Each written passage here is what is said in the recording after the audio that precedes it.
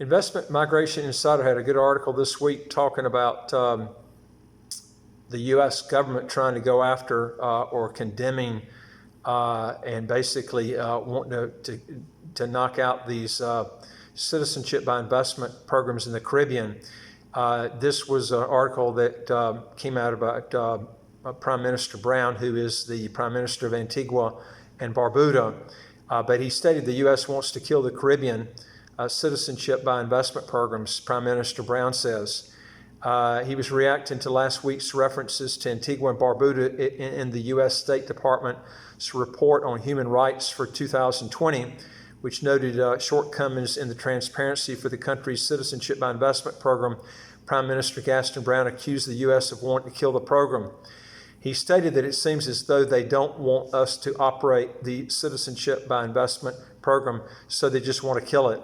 Brown told the Antigua Observer, adding that he wanted to tell them if they kill it, it might be as bad as for Antigua and Barbuda, or not as bad for Antigua and Barbuda, because it only contributes, the citizenship by investment program only contributes about 10% of their total revenue, which was prior to the COVID.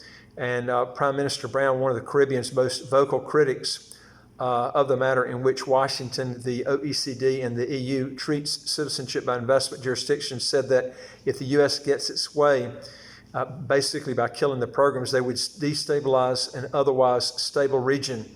Such destabilization, he continued, would manifest itself in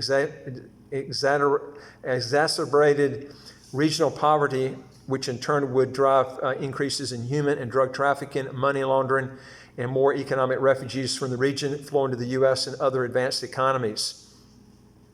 If you're thinking about getting in a citizenship by investment program in the Caribbean, I would tell you to get in sooner rather than later, because this happened back around 2002 when 9/11 occurred. Every single country in the world got out of the citizenship by investment program except for St. Kitts. And St. Kitts had a lot of pressure. They considered it. They didn't pull out.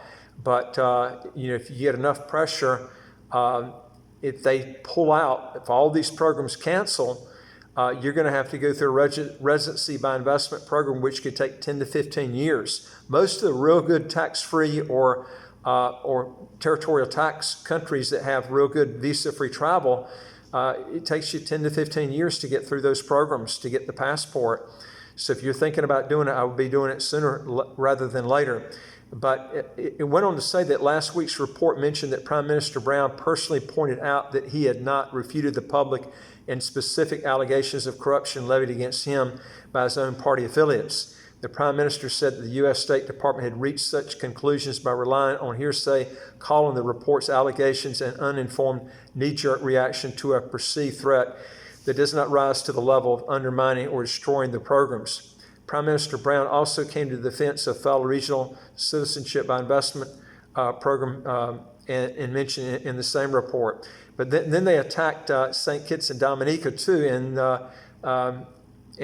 they do so often, I don't even know what to say. But he went on to say that, but anytime they kill it, countries like Dominica and St. Kitts, their economies will be decimated, and they will plunge tens of thousands of people into poverty, and then you end up with so many social ills.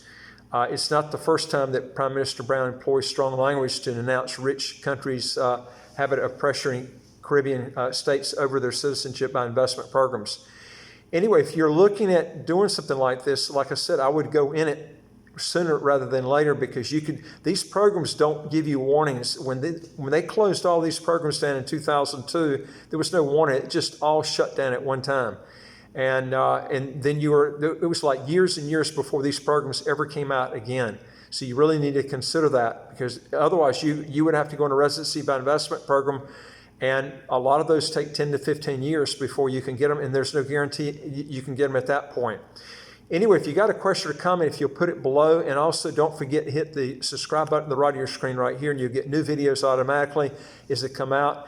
And also go to our website, www.citizenshipquickly.com. Hit that top bar that says apply with us, fill out the questions, and hit that bottom bar that says send it to us. We'll get back with you. We deal with a lot of residency by investment, citizenship by investment countries all over the world that I think you'd be interested in learning about. And I would do this only if you're making at least $150,000 a year, or you got a net worth of at least 1 million US. Otherwise, I don't think it's really worth it at this point, unless your income is going up quite a bit right now. It's actually better to do this before your net assets are very, very high. It's a lot easier getting out and less taxing on yourself. I look forward to talking to you on the next video. Take care.